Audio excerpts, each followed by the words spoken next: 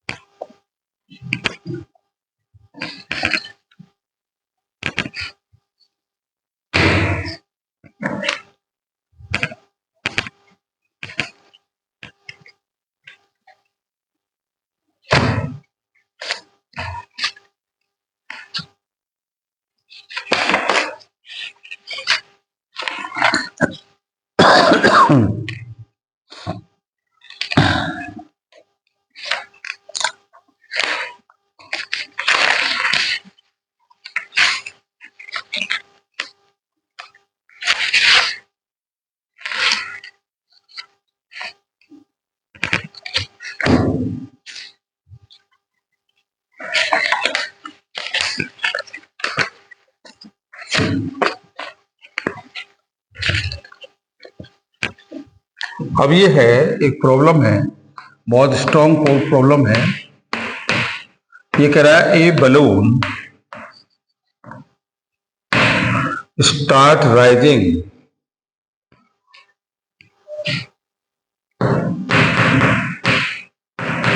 starts rising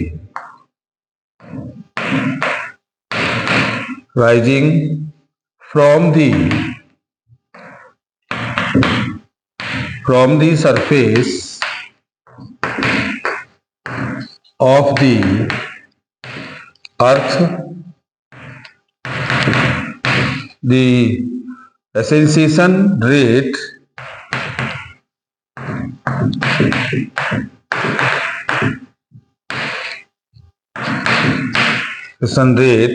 is constant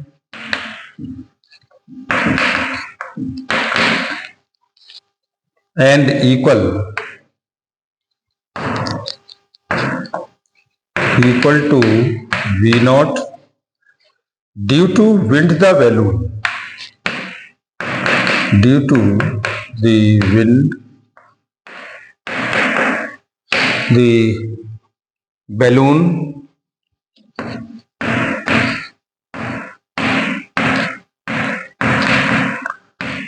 gather the horizontal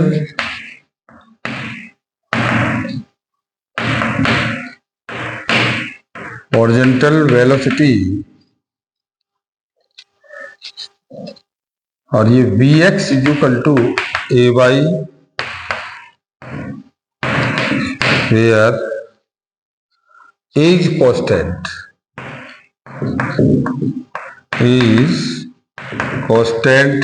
and y is the height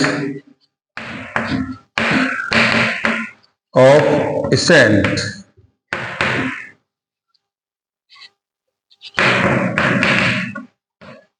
Find how the following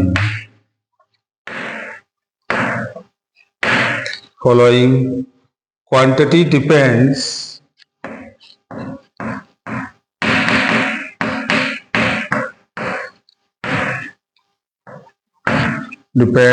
on the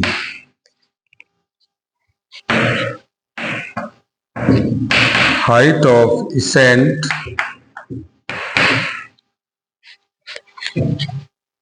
ए में पूछ रहा है वो दी horizontal drift of the balloon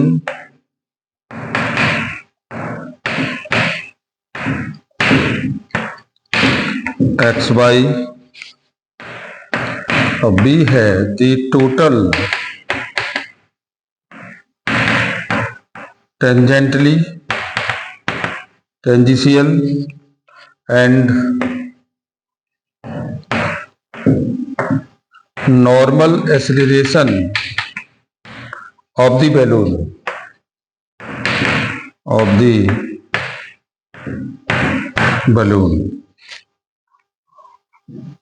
तो देखो calculation करें, ये सवाल अपने में एक मास्टर प्रॉब्लम है, इसको समझ लेंगे तो आप समझ उसको कर लेंगे। पहली स्थिति तो ये कि ऐसे प्रॉब्लम है ये क्लियर ही नहीं होते, हमें करना क्या है इनमें। अब ये सीधे साधे क्वेश्चन नहीं है, आपके सीधे पढ़े और सीधे आपने लिख दिए आंसर कर दिए। अब ये क्वेश्चन ऐसे अपने में ही मास्टर्ड क्वेश्चन है, इनको समझना ही इनको करना होता है मैन। अब देखो ये कह रहा है कि अब हमारे पास कोई भी ऑब्जेक्ट है बैलून, और वो राइजिंग करता है ऊपर की ओर जब अर्थ से सरफेस से, तो वो किसी गिवन वेलोसिटी से जाता है। तो उस समय उसकी जो वेलोसिटी हो जाएगी वो कितनी हो जाएगी, v0 equal to D Y upon D T, यानी कि वो उसकी जो वेलोसिटी होगी वो D Y upon D T होगी। और जब इसको हम डी टू टाइम के रेस्पेक्ट में इसको मेंटेन करेंगे तो डी टू टाइम में ये वैल्यू आपकी हो जाएगी डी बाई इक्वल टू, और ये we naught into d t, कितने से 0 से t पर, तो by equal to we naught t आ गया, by equal to we naught t आ गया। जबकि हमें दे रखा है इसका जो पोर्शन है वो कितना है, d x upon D t, ये d x upon D t की वैल्यू दे रखी है a by d x upon D t की वैल्यू हमें दे रखी है ए बाई। तो यहां हम लगा दें, बहुत बेहतरीन प्रॉब्लम है। तो देखो D x upon D t की जगह आप लगेंगे ए बाई इंटू डी टी, तो डी एक्स पर इंटीग्रेट दिया और ए कांस्टेंट है, तो ए वी नॉट टी 0 से टी पर।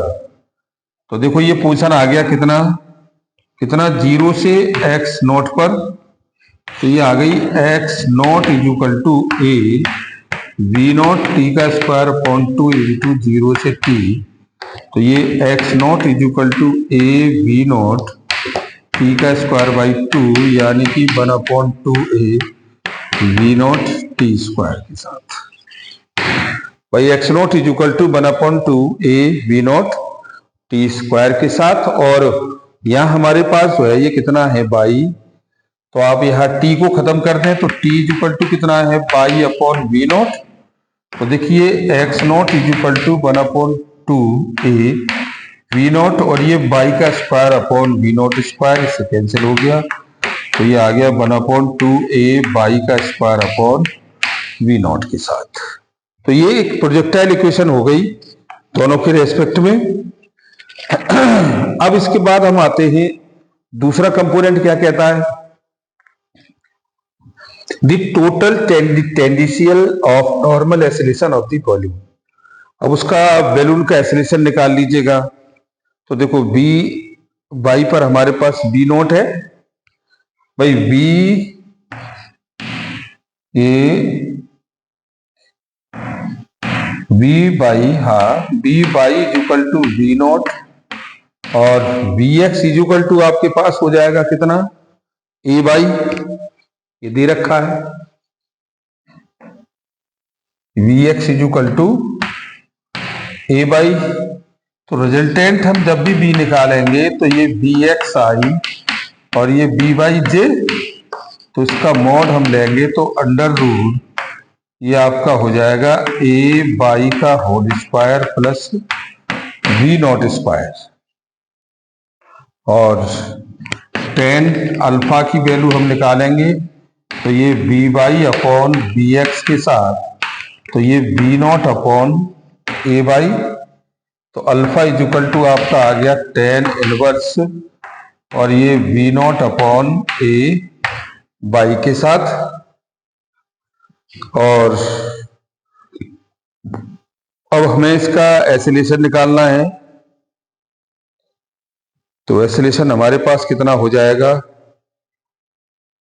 dv अपॉन dt के साथ, ये हमें एक्चुअल वेलोसिटी निकल आई बोथ कंपोनेंट पर।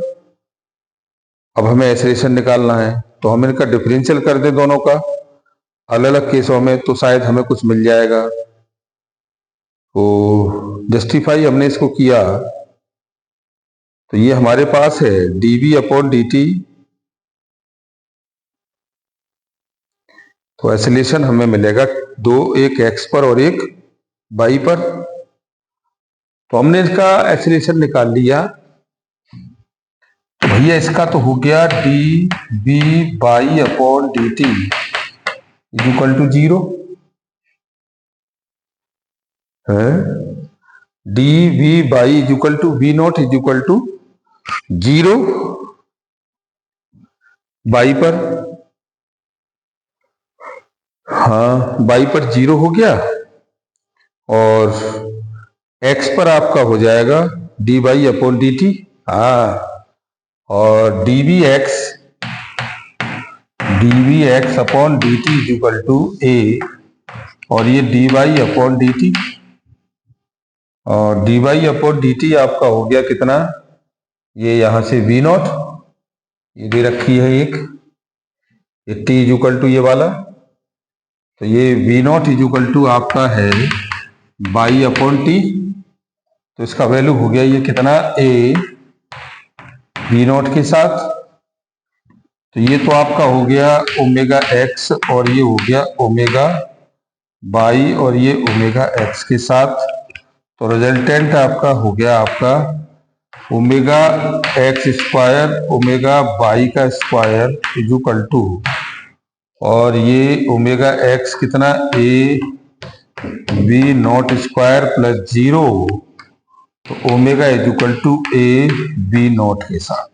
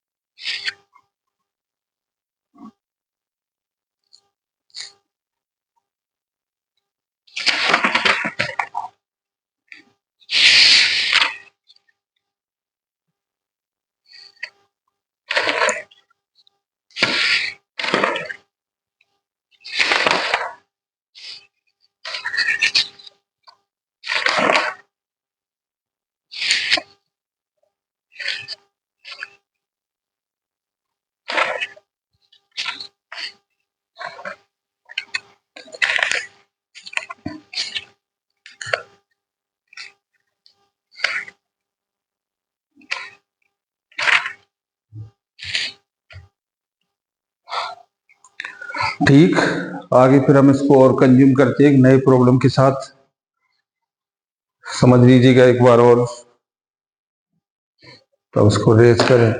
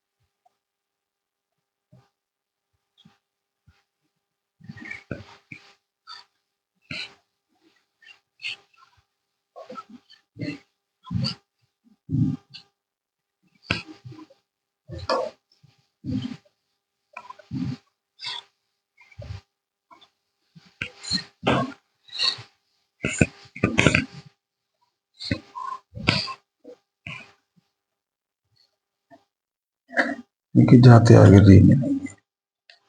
यहीं आके खत्म है ये हो।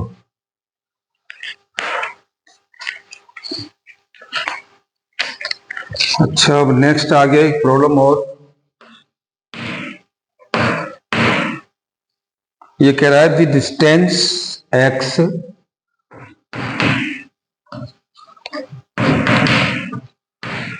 x of a particle moving in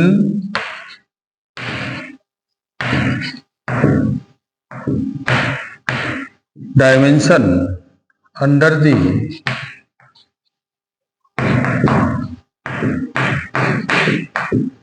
action of a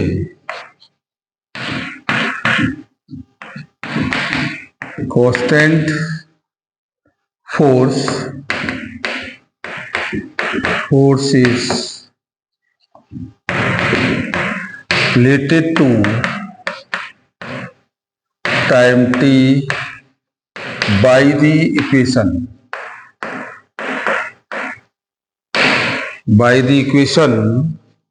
और ये t is equal to root X plus 3 where x is in metre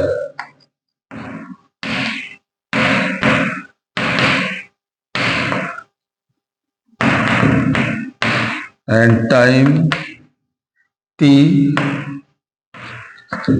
in second. To find the